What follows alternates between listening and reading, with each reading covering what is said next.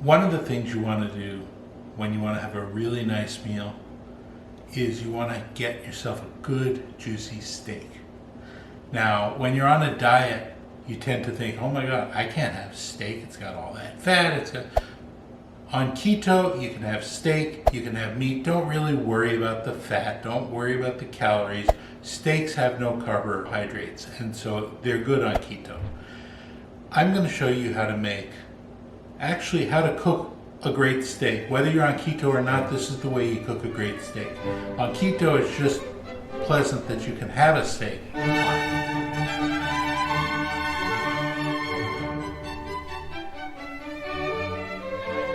So first of all, you have to get yourself some good quality meat. We went to a butcher. We got ourselves a nice ribeye steak. I like ribeyes. You can get any kind you like. Ribeyes have more fat in it. What I got was choice. I would have liked to have gotten prime, and steaks, and all beef have several grades. They have standard, what do they call that, select. They have choice, and they have prime. Prime is the best, choice is the middle, select. So I was able to get a choice steak, and as you see here, it has a nice marbling of fat. It's going to be a better quality meat. You want to start out by taking that meat and pat it down, dry off all the excess moisture on the outside. Let it sit out for about an hour at room temperature, because you want your steak to be at room temperature when you throw it in the pan so that it cooks all the way through when you cook it. Pat it down with a paper towel, get the outside dry. So I got my butter nice and melted in the microwave. Pour that into a plate. Take your seasoning. I like Joe's Hot Stuff from New Orleans. You can find it on Amazon as well. It gives you a blackened steak flavor. You take that and you pour that into a dish. What you do is you dip your steak in butter and then you dip it in the spices. The butter helps the spices cling to the steak.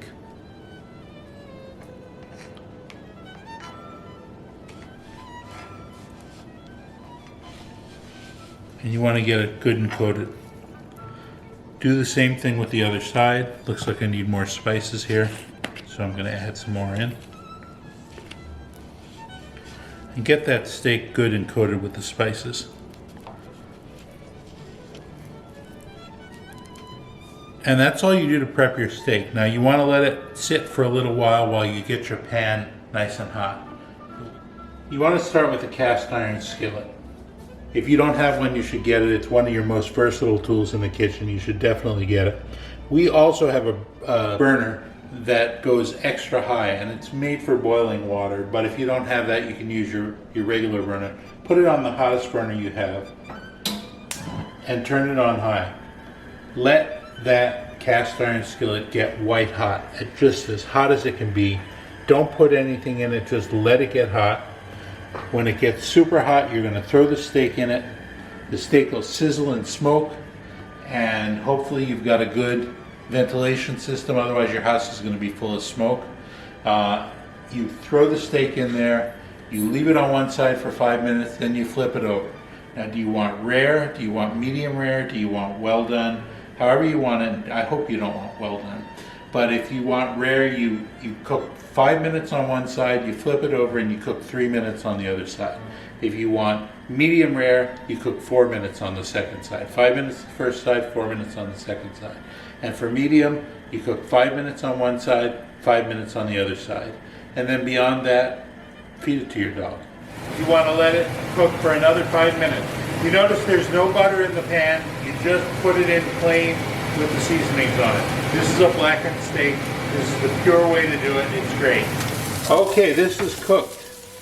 Now you want to take it and you want to put it on the side and let it rest for 2 to 3 minutes. We're going to wrap this in foil because I want to keep it warm while I make mashed potatoes, which are really mashed cauliflower. Cauliflower is a great substitute for potatoes on keto. It's got a very mild flavor. When I was a kid, I hated cauliflower. Now I don't mind it so much. It's got a very mild flavor. And when you cook it and you mash it with cream and butter, you really can't tell much difference between that and mashed potatoes. I mean, you're not going to get a potato on keto. It just doesn't work. although there's some indication that if you cool it and reheat it, you may get a resistant starch, which means you can actually eat it. But the research is still out on that. So for now, we're going to stick with cauliflower. We're going to steam up the cauliflower in a steamer. We cut it into little chunks here. We want to go ahead and steam it for probably about 5 minutes. All right, cauliflower is cooked. We took the steamer out, we took the water out, we put it back in the pot. We're going to throw in some butter, and it's everything according to taste, obviously. And then I've got half cream, half milk here. This is a total of about 3/4 of a cup. We'll use half of it to start. And you just want to do it until it looks right. This is one of the most wondrous kitchen inventions ever. It's a stick blender. And it's the best thing to use to mash up cauliflower when you're cooking mashed cauliflower.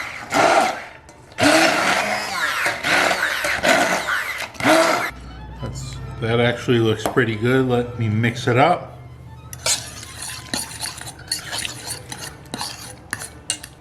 Good. As you see, it looks very much like a mashed potato consistency at this point. You want to season it with salt and pepper.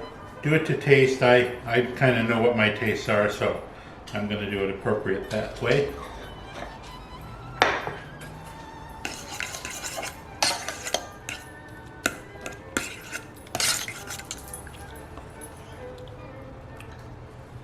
That's just right. So now it's ready. Let's go ahead. We'll put it in a bowl, put a little butter on top of it to make it nice, and we can have it with our steak.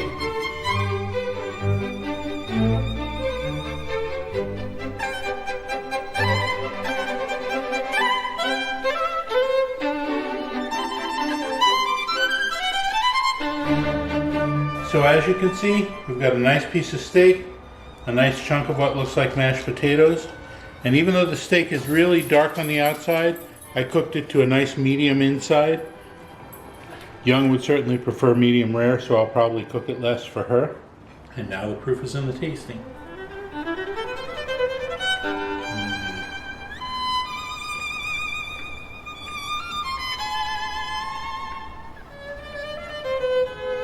The steak is nice and tender, and that's due to the quality of the meat. It's cooked right. You let it rest, it reabsorbs its juices. You have it with a nice mashed potato or mashed cauliflower. You've got a complete keto dinner here. You can eat this, you can be decadent, and you don't have to be guilty.